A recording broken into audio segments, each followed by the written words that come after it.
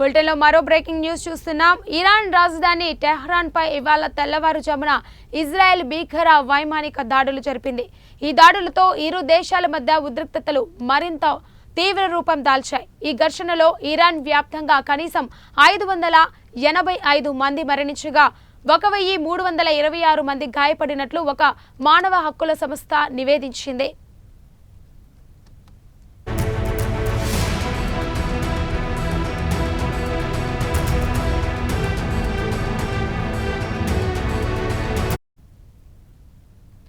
Washington కేంద్రంగా పనిచేస్తున్న మానవ హక్కుల కార్యకర్తల బృందం ఈ వివరాలను వెల్లడించింది. ఇజ్రాయెల్ దాడులలో మరణించిన వారిలో 239 మంది సాధారణ పౌరులు, 126 మంది భద్రతా సిబ్బంది ఉన్నట్లు తాము గుర్తించామని ఆ బృందం పేర్కొంది. 2022లో మసా అమినీ మృతిపై జరిగిన నిరసనల సమయంలో కూడా ఈ సంస్థ ప్రాణ నష్టానికి సంబంధించిన వివరాలను అందించింది.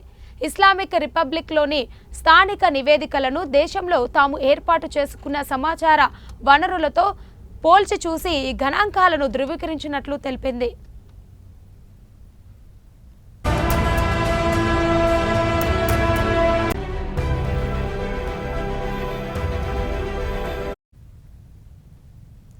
అయితే ఈ ఘర్షణ సమయంలో ఇరాన్ ప్రభుత్వం మృతుల సంఖ్యను క్రమం తప్పకుండా ప్రచురించడం లేదని, గతంలో కూడా ప్రాణ నష్టాన్ని తక్కువ చేసి చూపించిందని ఆరోపణలున్నాయి.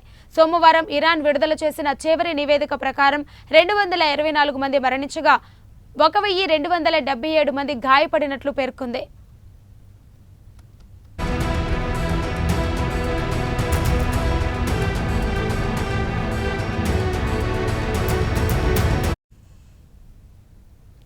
ఇరాన్ అణు ఆయుధాన్ని తయారు చేయకుండా నిరోధించేందుకే ఈ వైమానిక దాడులను ప్రారంభించవలసి వచ్చిందని ఇజ్రాయెల్ వాదిస్తుంది.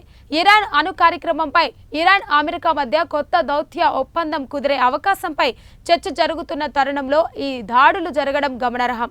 అయితే ఈ చర్చల కోసం తాను నిర్దేశించిన 60 రోజుల గడువు ముగిసిన తర్వాతే ఇజ్రాయెల్ ఈ దాడులకు పాల్పడిందని అమెరికా అధ్యక్షుడు డొనాల్డ్ ట్రంప్ తెలిపారు.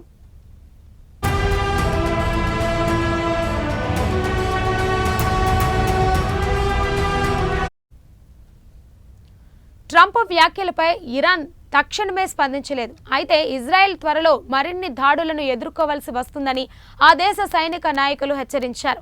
ఇప్పటి వరకు చేపట్టిన ఆపరేషన్లు కేవలం హెచ్చరిక కోసమే, అసలైన శిక్షా చర్యతోనే త్వరలోనే ఉంటుంది అని ఇరాన్ సైన్యాధిపతి జనరల్ అబ్దుల్ రహీం మౌసవి ఒక వీడియో సందేశంలో తెలిపారు.